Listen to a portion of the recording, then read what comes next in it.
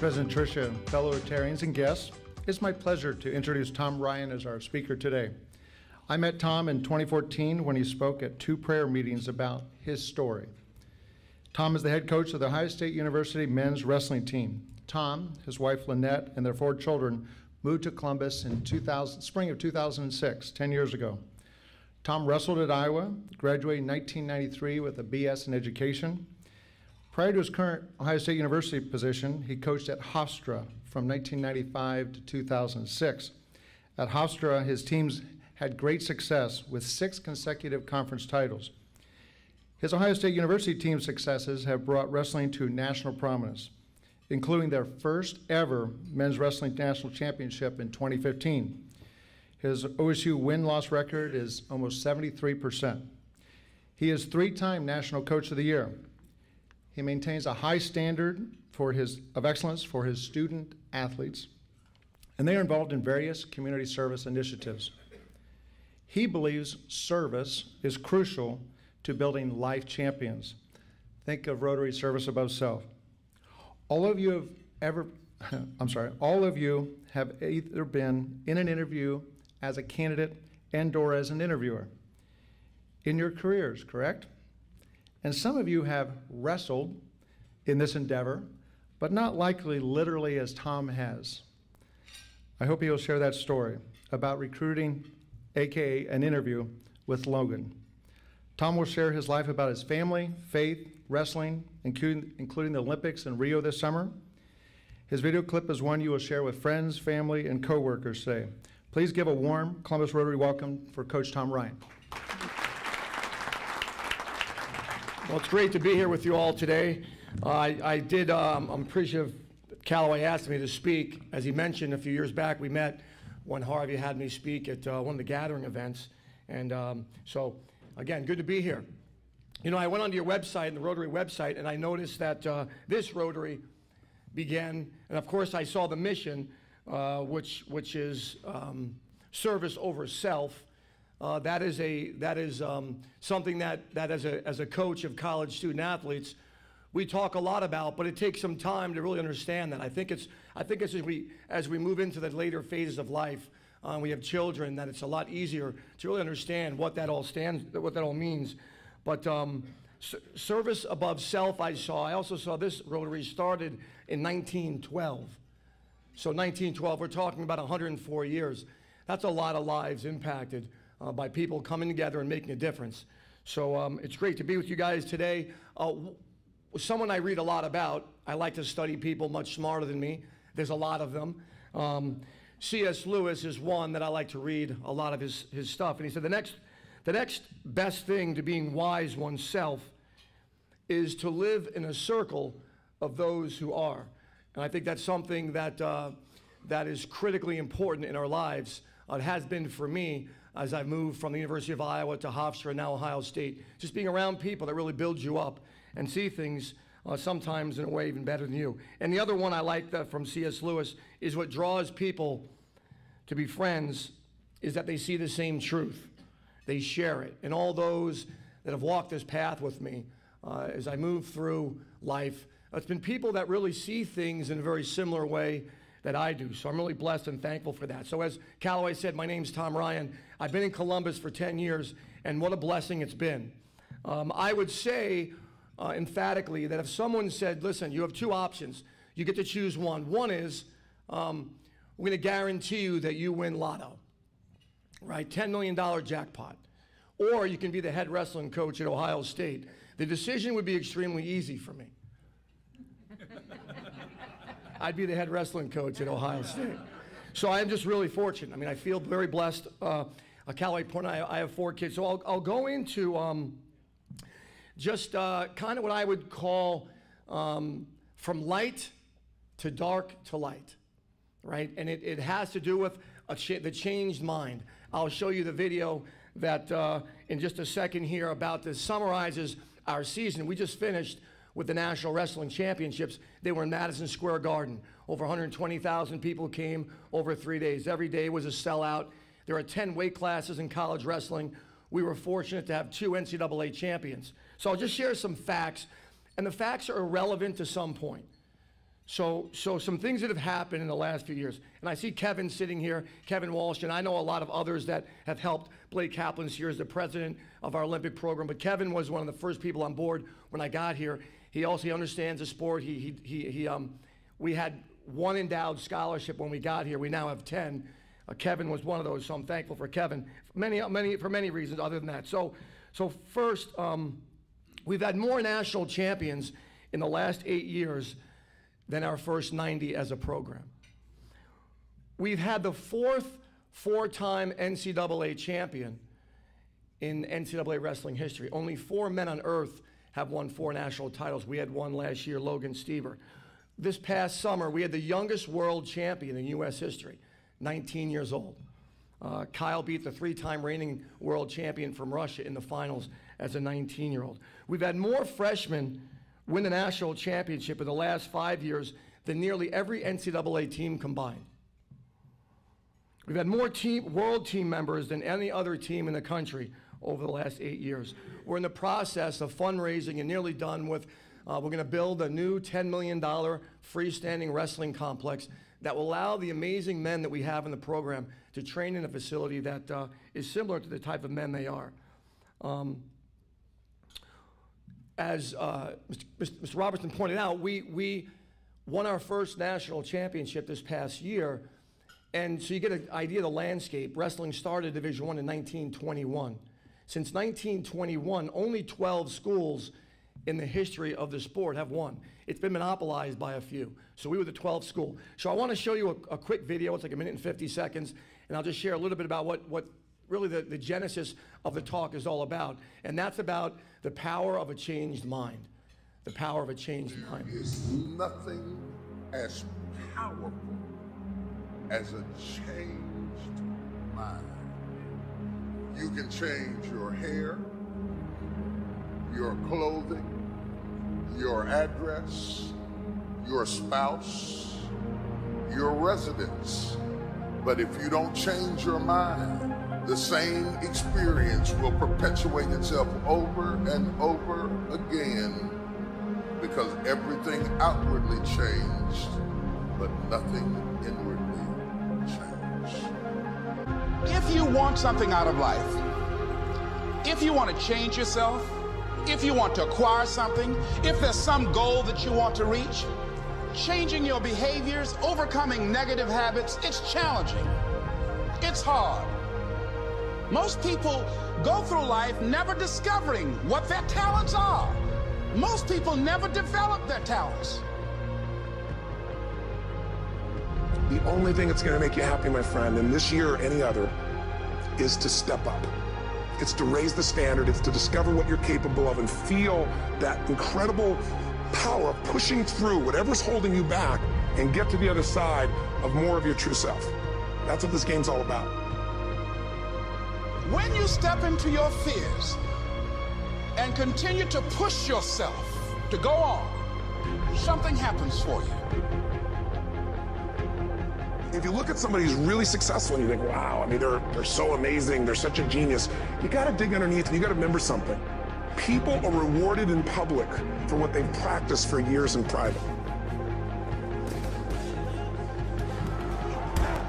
So that was a short recap of the finals of the national championships and talking about a changed mind. And I'll share with you just how critical that is and when for me did that occur. So the why, the why of it is so critical. So for me as a young person, I grew up in Long Island, New York, an amazing family, an amazing mother. I would say that my mother was the closest thing to God that I've met on earth. She raised 7 children. We didn't have much, but we had everything. I had a fishing pole. I had a pair of wrestling shoes. I had a headgear. I had some great friends. I had love in the house. The things that we all search and dig so deeply for me as a young person, were available. I wanted for nothing. I got involved in wrestling because I wasn't very good at basketball. I mean, that's just the reality of it. I thought I was going to be an NBA player. My 7th grade coach brought some truth to my life And he said, "You're not very good. You foul way too much. You should try wrestling." So wrestling was a huge deterrent for me because of the singlet. If you've seen wrestling, what we had to wear as a 7th grader, it was a concern for me. I wasn't going to wear it. But I first day in the room, I fell in love with it. And I didn't know I needed a changed mind, but I did. I lived an amazing life with very little suffering, only the suffering that I chose to undergo was part of my life. So we all know, recruits' parents ask me, does my kid have what it takes to make it at the next level? The answer to that question is pretty simple. I'll ask them a question. How much are they willing to suffer? Sacrifice, many years back, the ancient Greeks did not use the term love.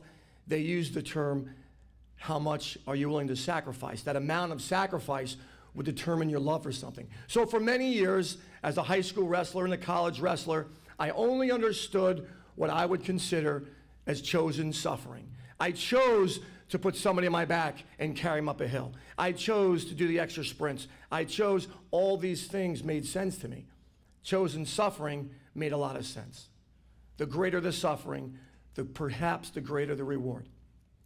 I'm moving through life and things are going really well. I'm the head coach at Hofstra University.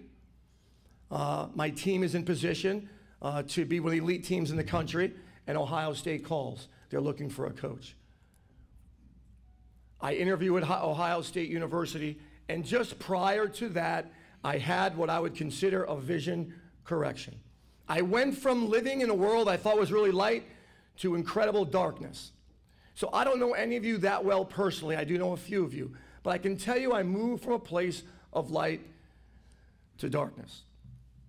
It was February 16, 2004 for me. Again, I don't know what any of you have experienced, but all that I knew about was chosen suffering made sense. I was about to embark on a journey that I had no clue was possible. On February 16, 2004, it was President's Day. All my children were with me at work, all 4 of them. We came home that night. There was a family dinner on the table. My wife had cooked. I had a meeting that night. I canceled it. Everything I tell you is true. Nothing's embellished. It's the way it was for me. Dinner's on the table. I had a meeting that night with my booster club. I said I'm not going to make it. I'm going to have dinner with the family. We had an amazing family dinner. We laughed, 4 kids, my wife and I. We reflected on the day.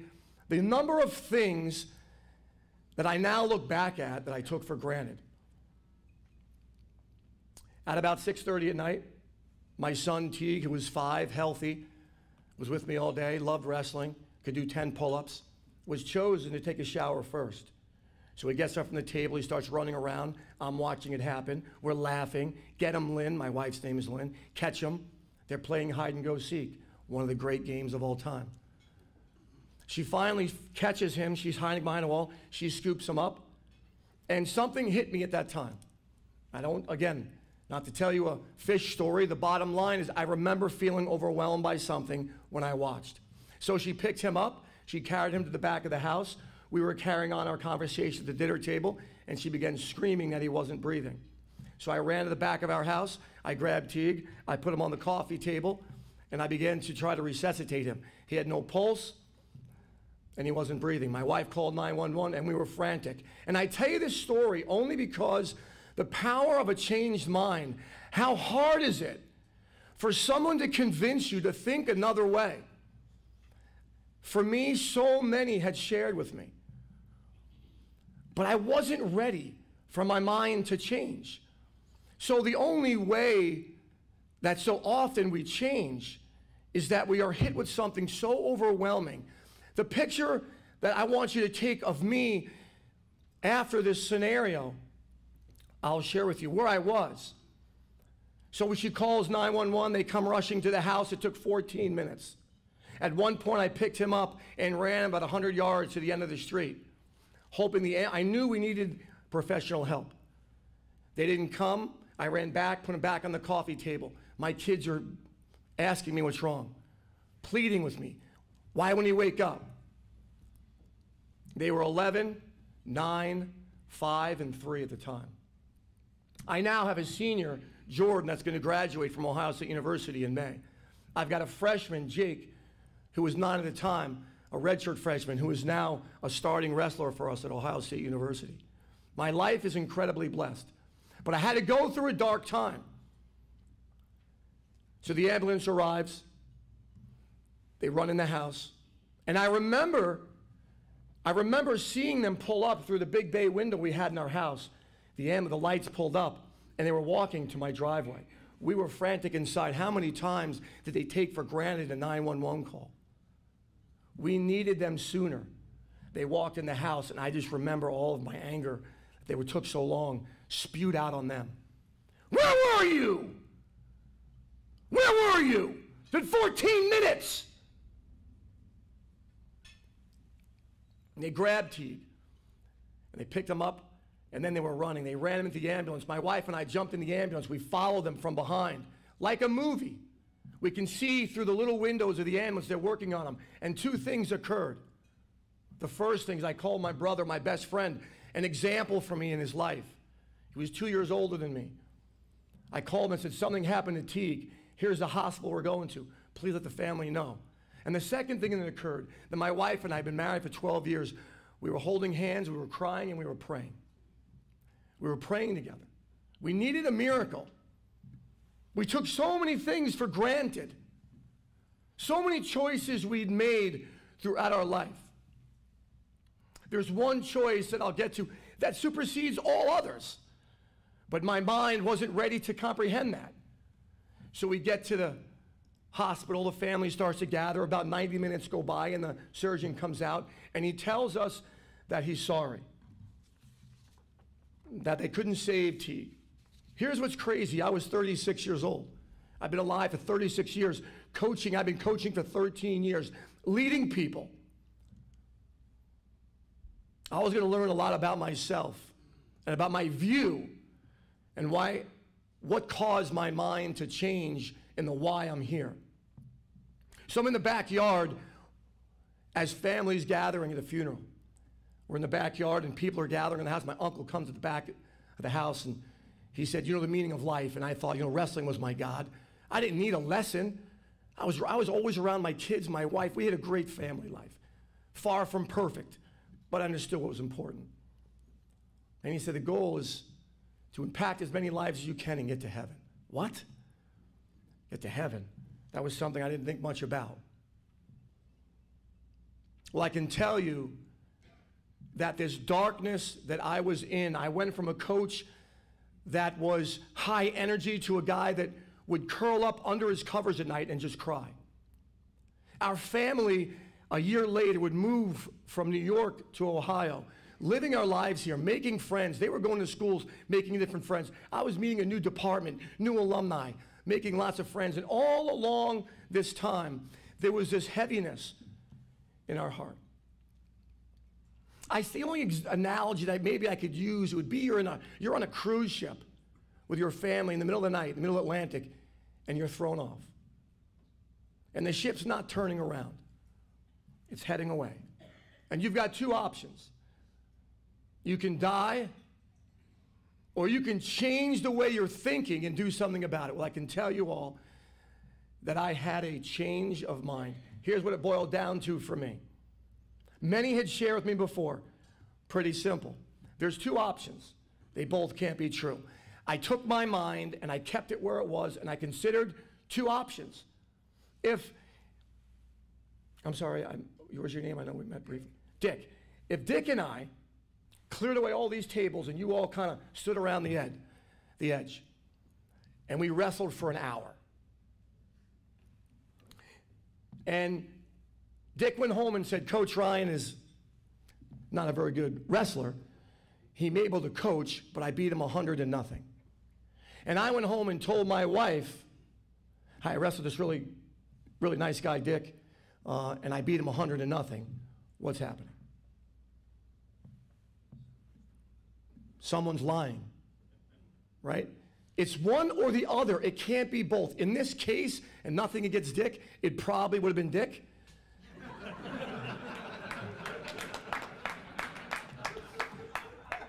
But someone It's one or the other. So in this darkness that I'm in, I explore two options. That I'm here by accident. That I'm the end result of some random occurrence. That my life is nothing but a chance. Or option two, they are both not true, that there's a loving God that cares about me and wants the best for me. Viktor Frankl, a Holocaust survivor turned psychiatrist, said this: to live is to suffer, but to survive is to find meaning in that suffering. And what is that meaning? The why for me changed everything. The reason why I believe that we're having the type of success that we're having is because we understand the why at Ohio State Wrestling. We understand why we're here and where we're going. And it's not easy. It's challenging. The world's full of temptations. But the why became clear. I moved from light to dark to light. In my life, if someone would have told me at the time I lost my 5-year-old son that I'd ever laugh again or enjoy any bit of happiness, I would say that was not the case. So I'm here today to tell you that there is tremendous greatness and love in the fact that we are all created in the image of something far better and greater than any of us. So God bless you guys, and go Bucks. Questions about Ohio State Wrestling? Yes. This is sort of specific to your observation in general. The argument about nature versus nurture, and whether people are born with an inner, whatever it is, resilience, toughness, or whether it's trained into them. You have most of the people you deal with that have not been through this dark kind of time. What's your reflection on how you bring them to see that they need to change their mind and what that change has to be? Yeah, so that's a great question. I don't know if you heard what he was asking, but that's a kind of a deep question and a great question. But I would say this: my focus for them is on several things, but the main one is that they understand what suffering feels like. And I'm really good at that.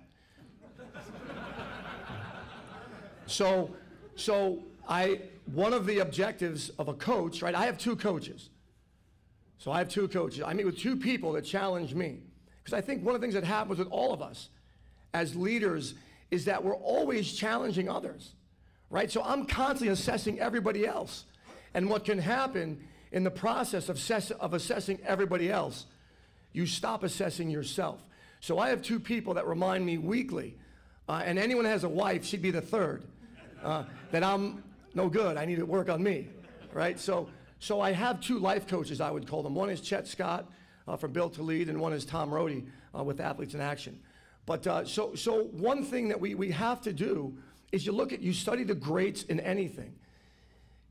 I don't believe that God necessarily sprinkled any magic dust on any one of us to say this individual is going to go on to do this or do that. I'm not saying he can't do that, because he can. Listen, I also believe that he could have saved my son. So he could have, but chose not to. That's a big step for me to make. But one thing that we focus on in Ohio State Wrestling is creating an environment that is more difficult than any environment that they'll face outside of the Ohio State Wrestling room. So they're prepared for anything that comes along. We have the best Olympic development program in the United States. What does that mean?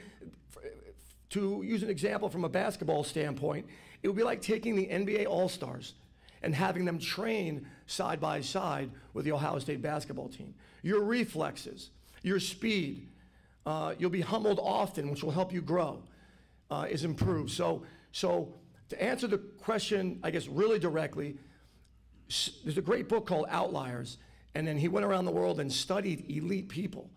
Why is it that this little community in Brazil can produce some of the best soccer players in the world?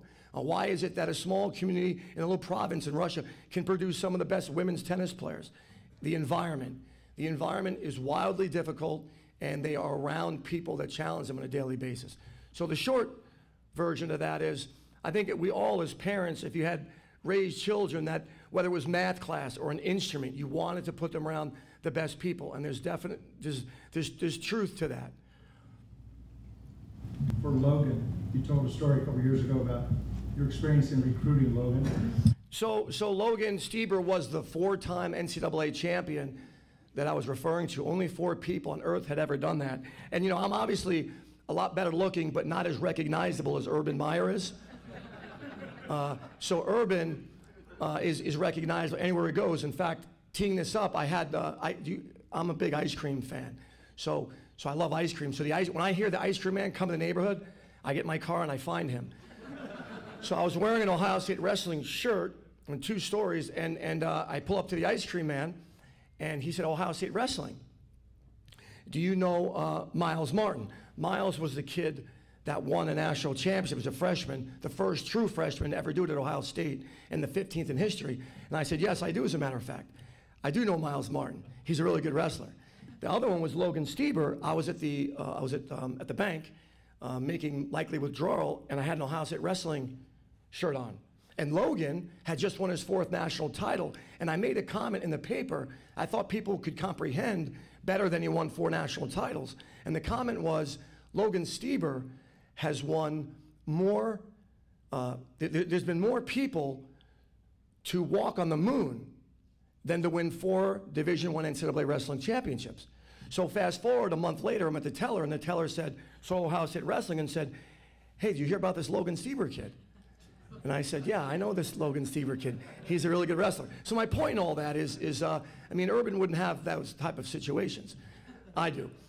So Logan Stieber, as a 10th grader, we knew he was really special. He had been schooled, to your question, in an area that was a lot of tough guys trained together. And I watched him wrestle, like, oh my gosh, we got to have this guy. He's going to change the program. So anyway, I set up a clinic where he and I can meet. Within NCAA rules, we're going to go do a clinic. I'm going to teach at it. I'm going to make sure he's there because I want to befriend him. So we wrestle. He weighed about 112 pounds, sopping wet, 112. By the way, Logan pinned everybody in the state tournament all 4 years. Nobody went the full match with him. So he's there, I'm there, a lot of people around, and I start wrestling with Logan. And he hits me with a double leg. Now, I weighed about 180, and I was 40. He weighed like 112, he was like 15. So he picks me up and slams me down. Which, by the way, if you're the head coach at Ohio State, it's a little embarrassing, right? So I'm sitting against the wall after the live wrestling ended, and he sits next to me. And I didn't let him get the takedown, but I wanted to congratulate him on the nice move. So I said, Logan, that was a great double leg. Now, he's a 10th grader, and he looks over at me, and he goes, yeah, but it only works on old people. So that's true. That's Logan Stieber, and that's why I think he's a great leader for us and a great example. So I'm really fortunate, really blessed to be leading this program. We have an Olympian. You can watch him. He'll wrestle August 21st. He's a sophomore. He's going to rewrite all the record books in college wrestling and also, I believe, on the world level. His name's Kyle Snyder. He's got a 3.8. His brother just graduated from West Point. His father is very much involved in Homeland Security. He has an amazing attitude toward life and what's important. And you can watch him, as I said, he's just a sophomore, compete. August 21 is the last day of the Olympics, and that's when his weight class will compete. He's the reigning world champion and the favorite to win a gold medal in Rio. Any other questions? Yeah. I've got one quick one. How did you, when you first came here, with Ohio State not being very good, recruit or convince a kid to come to Ohio State versus some other good school at wrestling? Yeah, so I do want to share that so I think the goal for each of us, the goal for me is to leave Ohio State in a better place than I found it, right? So the coach before me was a legend. So I don't know how many you know Russ Hellickson, but the team, this guy was a legend. He was one of the best wrestlers in the history of United States wrestling, and the program at the time was really good. Part of the reason why they weren't elite is because to some degree you only climb as high as the people around you want to go. And Gene Smith has been the AD now. He came just before I got there. He was the AD at 3 of the 12 schools that won the NCAAs. And in the sport of wrestling, we're backed, right? So it's not like, you know, we've got this magic in us. There's been plenty of people here that could run the program. But one of the things that we did is we reached out to the community to build an Olympic development program. No team in history has won the NCAAs without an Olympic development program in their community. Well, in order to build an Olympic training center, you need resources. That's the number one thing. You need funding to pay Olympic athletes. So these guys have graduated from college. Their job is to train full time, and it's not inexpensive. Some of them we give $2,000 a month to, some $3,000. But the number one thing we did was to build an Olympic training center, but also hire people that had impeccably high standards. They had high character people on the coaching staff. So you hire the coaches to develop them, and you put a system in place that a high school wrestler can come here, get a degree, get their master's, and make an Olympic team. Yes, sir. Yeah, they just had a panel at Ohio State last Friday morning on whether you pay college athletes or not. I don't know. I don't think you were on. I don't remember seeing you. I didn't go to it, but I, looked at it online. I guess what is your feeling about paying college athletes, and that that seems to be a major issue now. Yeah, no, that's a big issue. I think that for minors, obviously the sport of wrestling, there's 10,000 high schools that have wrestling. Over 250,000 young people wrestle in this country. It's a sport that makes a difference in the community, right? But the challenge is, as you start to pay people, the main sports, the bigger sports, the sports that get most of the funding, and nothing, listen, I love Urban, I love Jim Tressel, I love football because they pay our bills, right? I mean, I love them for other reasons, but their income certainly helps other sports. So the challenge is, as you begin to pay the football and basketball players, that money's got to come out of somewhere. And the concern is that as it comes out of somewhere, is it going to be taken from a sport like wrestling and other non-revenue sports? So it's a fine line. I do think they should get something. I also think that if you look at the Ohio State football or basketball budget, you've got a strength coach that takes a young kid to an absolute freak of nature man, where they get recruited to play in the pros. You've got nutritionists, you've got trainers, you've got facilities, so these guys are nurtured in an environment where there are a lot of things that they are getting. So it's a fine line. A young man should be able to replace his tires when he needs to, because a scholarship doesn't cover that. But it's the old, how much freedom is too much freedom? So it's challenging. I don't have the answer, but I don't want to be the end result of the problem, and that's getting rid of Olympic sports. So great question. So I had a great time with you all today. Catch some matches. Our crowds have grown to the 3rd largest in the country. So we got some really hardworking people. They're a lot of fun. You can let all your energy out. You can scream and yell and get nuts in the arena and have fun. So God bless you guys again. Go Bucks.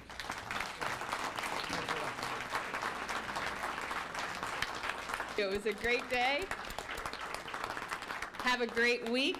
I won't be here next week, so you have to be a Rotarian for the next 2 weeks.